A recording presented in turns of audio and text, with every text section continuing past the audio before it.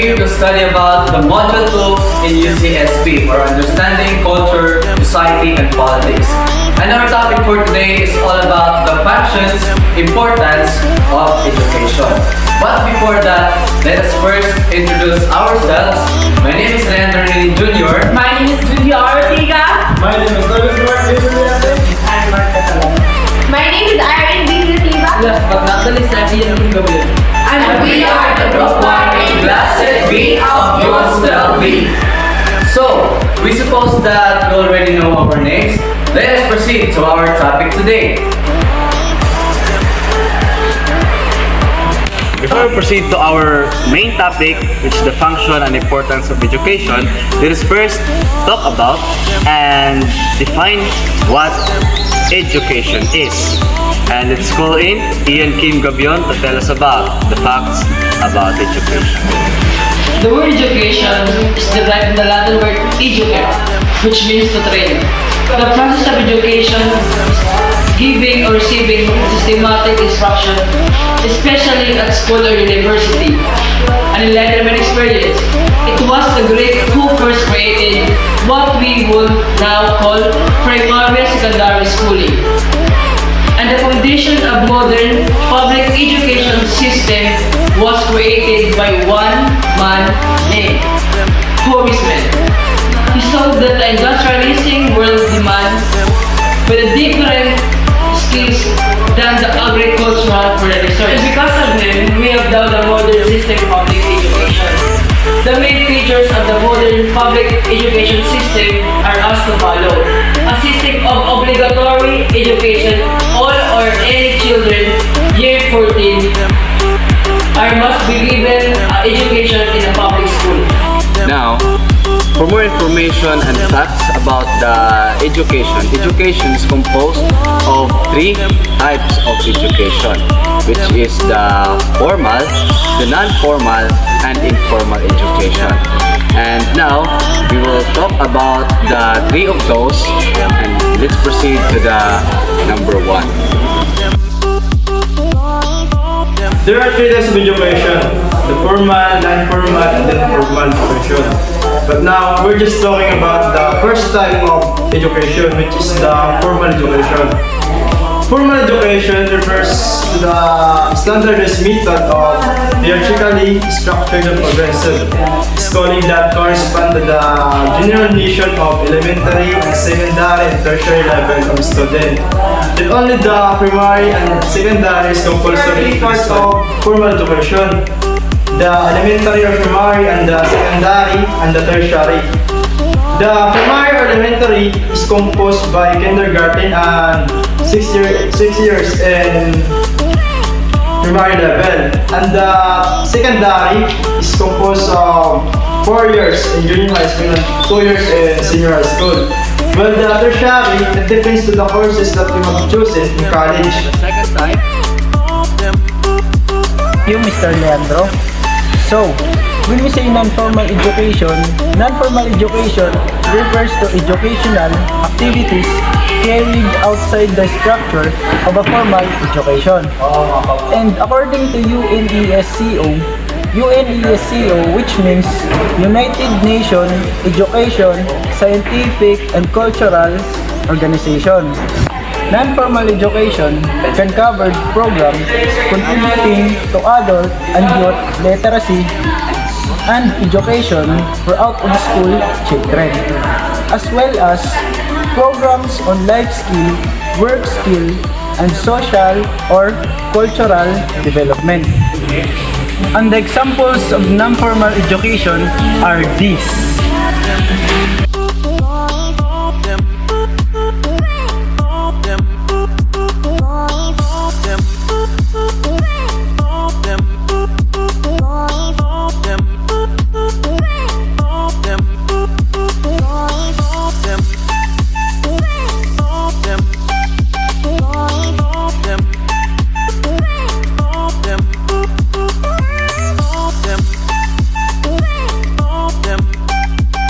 Now let's proceed to the last and the least type, the informal education. Good morning, everyone. Today, I will discuss to you about informal education. So first, what is informal education? Well, informal education is a type of education wherein a parent is teaching the child things that beyond academic, like preparing a meal or riding a bicycle. People can also get informal education through books or educational websites. This is an education that's not derived through any paper learning method. We have a great example of informal education. Number one is teaching the child some basics such as numeric characters. Number two, someone his, her learning a mother tongue. And number three, a spontaneous type of learning. If a person stands in the back, learn about opening and so I have a question. What is your view about informal education? Well, the answer of that is informal education is the wise, respectful, and spontaneous process of cultivating learning. What does informal education mean? Well, informal education refers to a lifelong learning process whereby each individual acquires attitude, skills, values, and knowledge from educational influence and resources in his or her own environment and from daily experience. For further explanation about informal education, on the other hand, informal education does not have structure, levels that formal schools have. It's more natural and spontaneous, meaning the information you learn through this form of education comes from learning from Finally, experience. now that we are done discussing about the education and its three types, let us now proceed to our main topic, the functions, importance of education. And let us also call in Junjie Ortega to teach us about what are the functions and importance of education. Thank you, Mr. Leandro. So let's proceed to our main topic. That is all about the function of education and its importance. Whether formal or informal education addresses various needs of society. Education is also provide a productive citizenry and makes self-actualization possible. A productive citizen is necessary for the improvement of the society. However, self-actualization refers to the self-fulfillment or what tendency of human to become actualized or what is possible. Again, education takes a vital part to achieve self-actualization. And education has a different function. It refers to the socialization, transmission of culture, social integration, and social placement. Socialization is an essential ingredient in creating a society.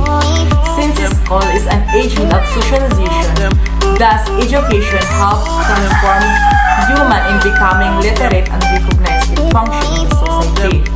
Through education, as means of socialization, we also learn social norms, values, and culture that are fortified by our teachers, our textbooks, our classmates as well. The first function of education is the socialization. Because socialization is knowing the function of human or the role of human in society. And also, without socialization, can improve that. So let's proceed to our next. So, transmission of culture. Through socialization in school, teachers to learners, learners to learner. The transmission of culture is at the highest possible through education. Human learn the values, beliefs, and social norms of their culture. I mean to say, a transmission of culture is a cultural transmission, is a transmission of preference, beliefs, and norms of behavior in which the result of social interaction across and with governance, social integration. As the saying goes, nations are built because of education. This is because education portrays an important role to unify individuals by teaching the common values and social. Or meaning to say, a social integration for a society to work, functionally says people must subscribe to a common values and beliefs. So let's proceed to our last function of education. It is a social placement. It could be a pledge that all other professions rooted from teachers through it is ended. The reality education provides a social placement for everyone. It prepares us for the later station of our lives and to buy the necessities of life. Now this makes sense to productive citizenry and self-actualization. Nonetheless, it is not a secret that education can change one's life.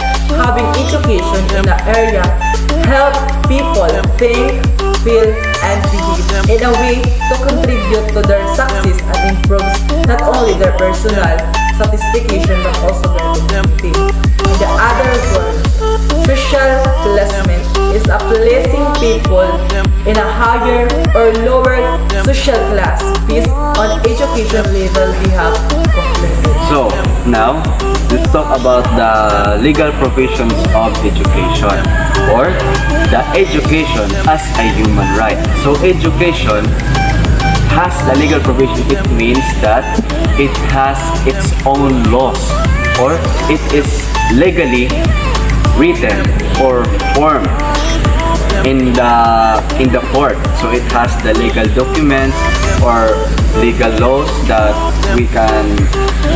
It is stated in the Universal Declaration of Human Rights of the UN website. So we can visit the UN, and in this we have here Article 26, and it says here the phrase 1 says that everyone has the right to education. So every people, every children, every human has the right to go to school to educate themselves. Because education, it says here that education shall be free. So there are no bases on education. Every people, if they wanted to go to school, if they wanted to educate, so technical and professional education shall be made generally available and higher education shall be equally accessible for all on the basis of merit. So when we say merit, ibig sabihin na lahat ng tao ay may otoridad or meron silang free access to educate themselves in school. Number 2, education shall be directed to the full development of the human personality and to the strengthening of respect for human rights. So, in the second phrase, it says that education helps us to develop our human personality. In education, it also teaches us to strengthen our respect of the human right. So education is really important for us people in our county because in education, it educated us or teaches us, give us knowledge on how to respect other people and to be a good person. Education also promotes understanding, tolerance, friendship among all nations, racial or religious groups, and shall further the activities of the United Nations to maintain the peace. The education will help us to maintain the peace to our country. The third one says that parents have a prior right to choose education that shall be given to their children. It means that all parents has their own right to complain if hindi nila nagustuhan yung itinuturo sa kanilang mga anak dahil sa totoo lang hindi lahat ng educated institution or mga schools ay tama yung itinuturo. Kasi merong mga teachers or mga schools na hindi marunong mag-divide ng mga knowledge or mga dapat ito sa mga bata. Kaya ayun, sabi dito sa Article 26, legal provision na lahat ng parents ay meron silang kakayahan na pumili ng education para sa kanilang mga anak. Kaya ayun. There are also some sections, the section 1 and the section 2. So in section 1 it says that the state shall protect and promote the right of all citizens to quality education at all levels and shall take appropriate steps to make such education accessible to all. So it means that the state or the government institution, it's their responsibility to make the education or the school accessible to all people. They must promote or they must implement an program that will help the citizens to have a quality education.